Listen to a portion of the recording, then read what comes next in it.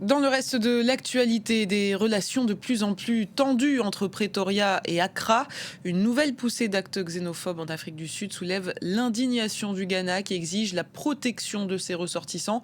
De plus en plus régulièrement, des étrangers sont pris pour cible par des militants d'un groupe opposé à l'immigration illégale. La vidéo d'un jeune homme attaqué est devenue virale. Correspondance au Cap avec Caroline Dumais.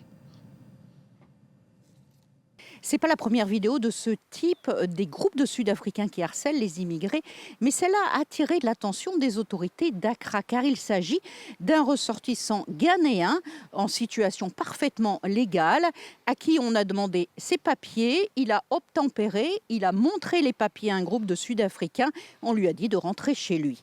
Pour Accra, ce sont des actes d'intimidation et l'ambassadeur sud-africain a été convoqué à Accra. Et l'affaire est montée jusqu'au niveau ministériel puisque les ministres des Affaires étrangères se sont parlé. Le ministre de la Police a déclaré qu'il y aurait des sanctions et que les auteurs seraient appréhendés. Mais reste à savoir si ces sanctions seront suffisantes. À quelques mois des élections municipales, les manifestations anti-immigration se multiplient. Il y en aura une la semaine prochaine à Pretoria.